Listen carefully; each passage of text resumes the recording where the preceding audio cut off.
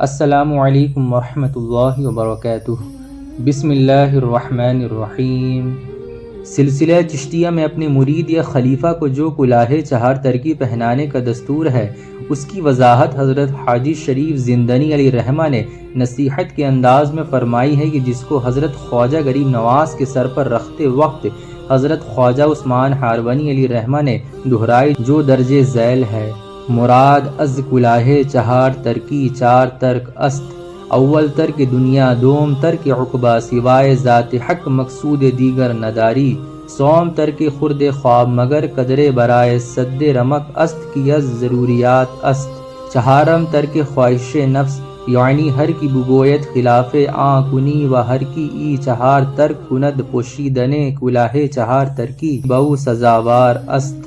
یعنی کلاه چہار ترکی سے مراد چار ترک ہیں: اول ترک دنیا یعنی دنیا سے کنارہ کشی اختیار کر لینا، دوم ترک عقبہ یعنی ہر وقت اپنی ذات کے لیے آخرت کی بھلائی طلب نہ کرتا رہے بلکہ سوائے ذات الہی اور رضا الہی کے اور کوئی غرض نہ رکھے، سوم سونا اور کھانا ترک کرنا مگر صرف اسی قدر جس سے زندگی قائم رہے یعنی کم کھائے کم سوئے، چہارم ترک نفس، چہارم نفس کی خواہشات کو ترک کرنا یعنی جو نفس کہے اس کے خلاف عمل کرنا، جو ان چیزوں کو ترک کرنے کا عہد کرے وہی کلاه چہار ترکی پہننے کا حقدار اہل ہے۔ سرکار خواجہ غریب نواز قدس سرہ علیہ رحمہ فرماتے ہیں کہ پیر مرشد نے یہ ارشاد فرما کر مجھے اپنی آغوش مبارک میں لے لیا اور سر و چشم کو بوسہ دے کر فرمایا تجھ کو خدا کے سپرد کیا، اس کے بعد دعا گو رخصت ہوا۔ حضرت خواجہ بزرگ نے مرشد برحق کی خدمت میں 20 برس کی جو طویل مدت گزاری اس میں زیادہ تر وقت سفر میں گزرا، اس کا اجمالی ذکر درج ذیل ہے۔ چراغ سے چراغ روشن ہو گیا۔ اب حضرت خواجہ معین الدین حسن کی دنیا ہی بدل چکی تھی۔ دن کا بیشتر وقت مرشد گرامی کی مصاحبات سے گزرتا اور رات عبادت میں صرف ہوتی۔ نظر خبر پرواز کرامات حقیقت خرق عادت اور علم حضور کے حصول ہو گیا، تمام مراحل تیزی سے طے ہونے لگے۔ آپ کبھی مسجد جنید میں جا کر بیٹھ جاتے تو بھیڑ لگ جاتی، شیخ برہان الدین، شیخ محمد اصفہانی اور دوسرے بزرگ آپ سے استفادہ کرتے۔ مرشد برحق حضرت خواجہ عثمان ہارونی اپنے لائق و فائق مرید سرکار خواجہ غریب نواز کو ساتھ لے کر سفر حج پر روانہ ہوئے۔ طویل سفر میں آپ نے خدمت شیخ کی نادر مثالیں قائم کی اور قدم قدم پر اپنے مرشد کی دعاؤں سے اعلیٰ مدارج پائے۔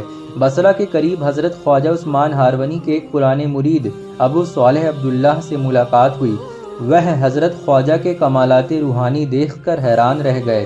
انہوں نے بڑی حسرت سے اپنے شیخ مکرم سے کہا، یہ کتنے خوش نصیب ہیں، کتنی جلدی کتنے بڑے مقام پر فائز ہو گئے، ایک میں ہوں کہ ابھی منزل سے کوسوں دور ہوں۔ حضرت خواجہ عثمان ہارونی نے کہا، جب تم پیدا ہوئے تھے تو برہنہ تھے، معین الدین حسن پیدا ہوئے تھے تو حلہ ولایت ان کے جسم پر موجود تھا۔ یہ جواب سن کر ابو صالح ابدیدہ ہو گئے تو حضرت خواجہ معین الدین حسن نے آگے بڑھ کر انہیں سینے سے لگا لیا۔ سینہ سینے سے ملا تو دل روشن ہو گیا، ابو صالح جگمگانے لگے۔ حضرت خواجہ عثمان ہارونی نے زیر طلب تبسم فرما کر کہا، ابو صالح تمہارا حصہ تمہیں مل گیا، مبارک ہو۔ آپ نے حرمین طیبین کا سفر فرمایا۔ یہاں ایک شہر کی جامع مسجد میں دونوں بزرگوں نے اعتکاف کیا، اس کے بعد مکہ مکرمہ کے لیے روانہ ہوئے، خانہ کعبہ کی زیارت کا شرف حاصل کیا۔ اس مبارک مقام پر حضرت خواجہ عثمان ہارونی نے سرکار خواجہ غریب نواز کا ہاتھ پکڑ کر حق تعالی کے سپرد کیا اور بارگاہ خداوندی میں آپ کے لیے دعا کی۔ رب کریم کی رحمت کاملہ جوش میں آئی اور غیب سے ندا آئی کہ ہم نے معین الدین کو قبول کیا۔ اس کے بعد مدینہ منورہ میں حاضر ہوئے۔ آپ نے بارگاہ رسول دو جہاں صلی اللہ علیہ وسلم میں نذرانہ سلام پیش کیا۔ جواب آیا، وعلیکم السلام یا کتب المشائخ بری والبحری۔ یہ آواز سن کر مرشد برحق نے آپ سے فرمایا کہ اب تو اے خواجہ معین الدین چشتی درجہ کمال تک پہنچ گیا۔ یہاں سے آپ شیخ طریقت حضرت خواجہ عثمان ہارونی علیہ رحمہ کے ساتھ بخارا پہنچے اور سینکڑوں بڑے بڑے مشائخ سے شرف زیارت و ملاقات حاصل کیا۔ اس کے بعد دونوں حضرات اوش تشریف لے گئے۔ یہاں بھی درویشوں سے ملاقاتوں کا سلسلہ جاری رہا۔ پھر بدخشاں کا سفر اختیار کیا۔ اس سیر و سیاحت کے بعد آپ بغداد شریف تشریف لائے۔ یہاں چند روز کے قیام کے بعد پھر اوش تشریف لے گئے۔ یہاں آپ 573 ہجری میں سوستان تشریف لے گئے، جہاں متحد مجذوبوں سے ملاقات ہوئی اور عجیب و غریب مناظر قدرت کا مشاہدہ فرمایا۔